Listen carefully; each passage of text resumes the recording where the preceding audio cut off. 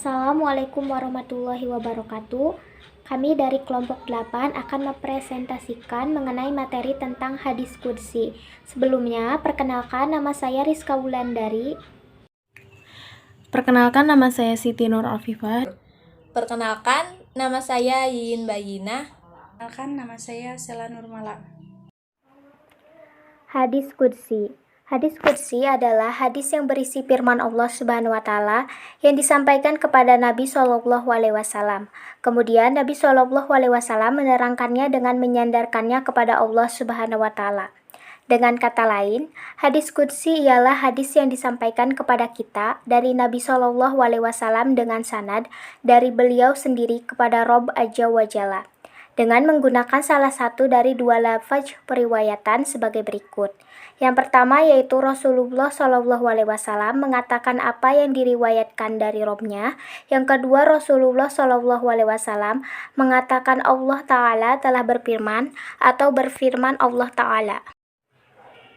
Ciri-ciri hadis qudsi yang pertama yaitu ada redaksi hadis kala yaqulu Allahu, yang kedua yaitu ada redaksi hadis bimarawa atau yarwihi anilahi fabaraku wa ta'ala, yang ketiga yaitu redaksi lain yang semakna dengan redaksi di atas setelah selesai menyebut rawi yang menjadi sumber pertamanya yakni sahabat. Perbedaan hadis qudsi dengan Al-Quran. Yang pertama yaitu Al-Quran mampu mengungguli sastra Arab yang merupakan sastra terbaik walaupun hanya satu surat. Sedangkan hadis qudsi tidak mengungguli sastra Arab. Yang kedua yaitu tidak boleh meriwayatkan Al-Quran secara makna, sedangkan hadis qudsi boleh meriwayatkannya secara makna. Yang ketiga yaitu lafaz dan arti Al-Quran berasal dari Allah, sedangkan hadis qudsi artinya berasal dari Allah, sedangkan lafaznya dari Nabi Shallallahu alaihi wasallam. Yang keempat, Al-Quran tidak boleh dipegang oleh orang yang mempunyai hadas dan tidak boleh dibaca oleh orang yang mempunyai hadas besar. Sedangkan hadis qudsi, dua larangan Al-Quran tidak berlaku di dalam hadis qudsi.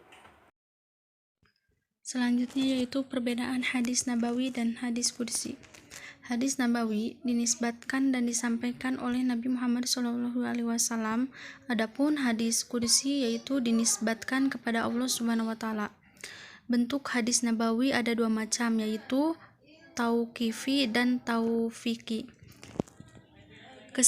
Keseluruhan hadis qudsi bersumber dari Allah Subhanahu wa taala. Next, contoh hadis qudsi. An Abi Hurairah radhiyallahu anhu qala Rasulullah sallallahu alaihi wasallam qala Allahu yasubbu banu adamad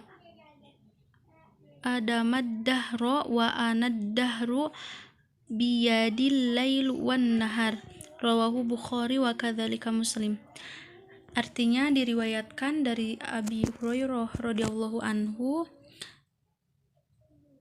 beliau berkata, telah bersabda Rasulullah sallallahu alaihi wasallam, Allah telah berfirman, anak-anak Adam, umat manusia mengecam waktu dan aku adalah pemilik waktu dalam kekuasaanku malam dan siang.